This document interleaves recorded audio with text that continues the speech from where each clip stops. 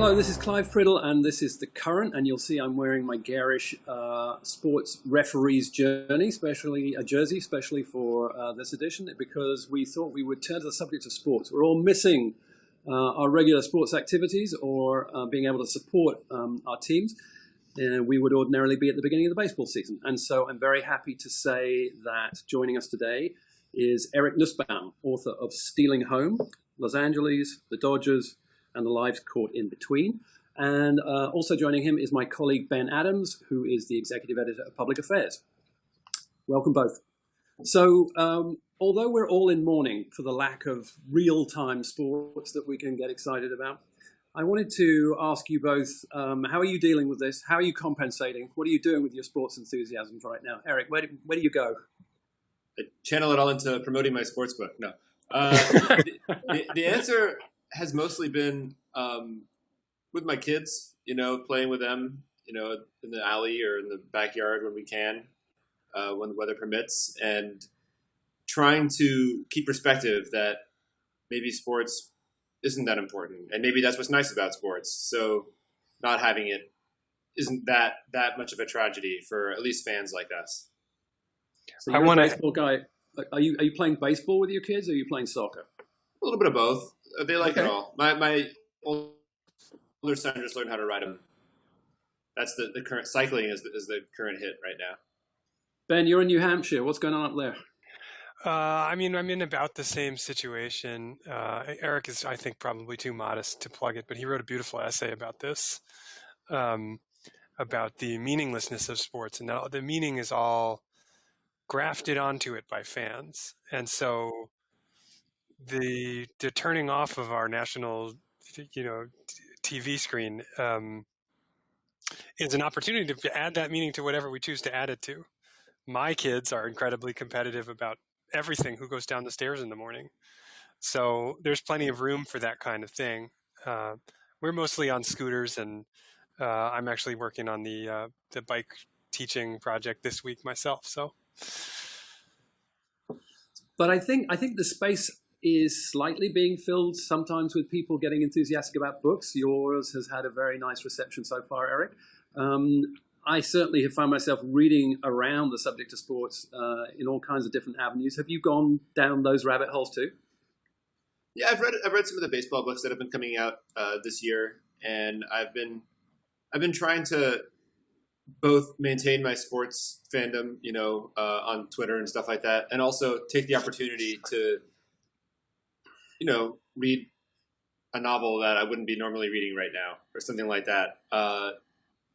Try to appreciate the not having sports as an opportunity to enjoy something else, because I know that as soon as baseball starts up again or whatever it is, I'll probably get sucked right back into it.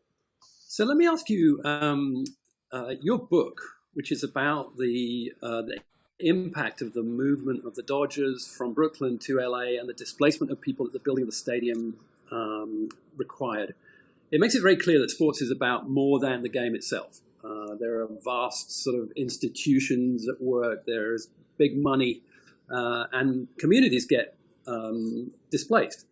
So I'm wondering how the community aspect of there being no sports is going to change things. Are towns going to lose their point of contact, or the thing they can all agree about? Are we going to become even more isolated and separated than we were before? I mean, don't those sports teams really matter in American life? I think they matter in not just American life. I think they matter everywhere. And it's weird to think about now, because so much of that is the physical point of contact, right? It's literally coming together in a building to watch a team play. And even if sports do come back right now, we're going to see probably sports without fans. We're going to see all those stadiums empty. And I wonder how much of that community building and unity we can really find watching something in kind of the equivalent of a giant sound studio. It's going to be weird. It's going to be kind of a great experiment, I think. I think too, there's, that the story that you tell in your book, Eric, it's sort of set a precedent for, teams for all sports, baseball certainly among them, sort of holding their stadiums as these great public gifts, for which a big public price needs to be paid. And they construct new stadiums in whatever city, and they say, well, we're going to sell out all the restaurants nearby, so lend us your tax dollars. And, the prospect of having sports without fans is going to, I think, change that calculation a great deal. People are going to really have to think about what it really means to them to have, a few dozen people down the street playing baseball. If it truly is the center of their lives in the way that it's been sort of purported to be for all this time. Yeah, I find it really interesting too to think about. One of the subjects I kind of get at in the book is the idea of sports as sort of like a platform for kind of boosterism for cities to kind of use sports to prove their greatness, or politicians to use sports to establish their legitimacy, or whatever that might be. And now I think we're probably going to see sports being held up in a similar way to sort of be the symbol of American recovery. I don't know how meaningful that is, or if it's just a sort of, patchwork solution and sort of distraction from the fact that maybe we're not going to be okay. How do you think it's going to be a player in an empty stadium? Do you think it's going to impact the game, their performance? I do. I don't know how exactly, but I think that the live experience of sports is so fundamental to it. And I mean, on one hand, the game is the game, but on the other hand, what we see as big professional sports in America, so much of it is built on that atmosphere, on the cascading bleachers and the fans filling them up and screaming and the noise and the organ music and whatever else it is. I think for players too, not having that atmosphere is going to affect the game a little bit. I've seen some of the games in Taiwan they've been playing without fans, and it's strange. Like, they have cheerleaders on the dugout, on top of the dugout in Taiwan, and they're cheering to an empty stadium, and it's just just bizarre. There's a great story I heard on the radio from an ex-player who was involved in a very particular game that you guys might remember after there was unrest in Baltimore following the death of Freddie Gray. They played a single Orioles-White Sox game without any fans. And this player had been at the game. And so they just had baseball players, nobody in the stands, and they had broadcasters in the booth. And what's unusual about that is you're standing at bat coming off, a 5-game slump, and you can hear the broadcasters in the booth saying he hasn't had a hit in 2 weeks, and they can hear it while they're trying to bat. You don't normally have that problem. So I think it will manifest on the field in its own funny way. Because in soccer, which is the sport I follow most, there have been games played without fans in the stadium, usually after some, bad incident involving fans, and it's administered as a punishment. You're not allowed to play the game in front of your home supporters. And I'm just wondering whether, if you're a sportsman or woman right now, and you're asked to do this, whether it's going to feel like you're being punished. You're told to go out and do your thing, but you're not getting any of the benefit of the approbation, the cheers, even the criticism. There's just nothing. It's sort of emotional void. And I think it's especially going to be strange because we're not talking about, going back to a normal baseball schedule or basketball schedule where teams are flying around the country. We're talking about creating these sports camps almost. The NBA is talking about Disney World as a site for the rest of their season and putting all the players up in hotels and using their sports facility. I mean, that would be very different from regular basketball, not just in terms of not having crowds, but I mean, you're all going to be living together in a hotel in Disney World, isolated from the world because of the virus, and expected to play basketball as if you're, out there competing for a title in a normal way. It's hard to imagine that doesn't mess with you a little bit. And Ben touched on this. What's it going to do financially to the game? How is basketball capable of surviving a protracted period without fans, or perhaps with?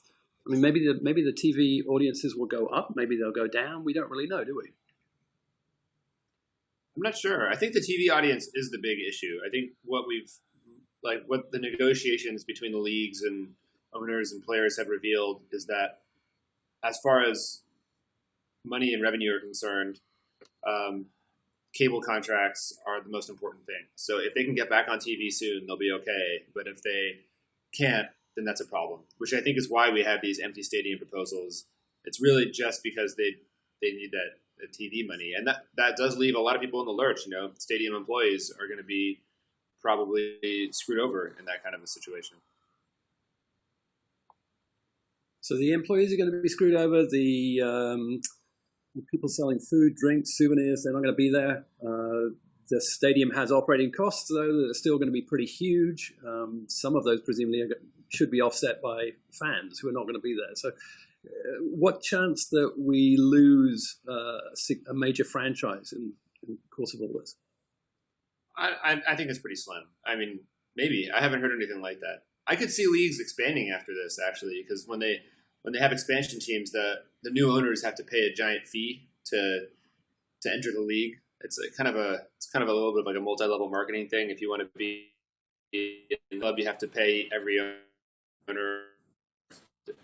If there's not enough money to go around, I could see some of these leagues expanding as a way to infuse some cash. I think the more Eric may know more about this than I do, but I think the more likely outcome is sort of labor unrest. All these leagues, and certainly baseball, are run on these kind of very fragile, fraught agreements between the league owners and the league players. And, shares of TV revenue, shares of gate, who foots the bill for what? These are the questions that are at the center of many of our cultural debates about the pandemic. And I think there's going to be more fraught negotiations in our future as somebody is left holding the bag for the lost revenue. In due humility, because on the strength of 2 Mets games, I don't consider myself to be a baseball aficionado. The Mets don't do that for you. Although I had a very nice time at the Coney Island Cyclones. That was fun.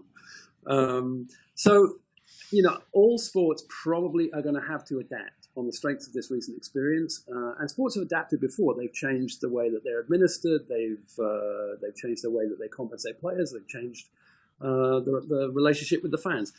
I'd like either of you to speculate how baseball, or indeed sport more generally, is going to have to reinvent itself. What might we see in the sports games of 2021, 2022, the other side of this coronavirus experience? I don't know. I could see baseball.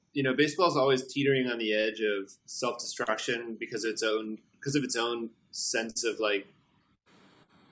I don't know. Baseball has this feeling that it's fraught. There's always like, oh, the game is ruined. The game is not what it used to be. Baseball's dying. There's always this sentiment that baseball is dying. And the current commissioner of baseball and the current kind of set of owners, I think, have taken that mindset and used it almost as a way to extract concessions from the players. Baseball's dying, so we can't, have any more minor league teams. Baseball's dying because of this. One of the things they've talked about is reducing the time of games and the length of games to make it more TV friendly.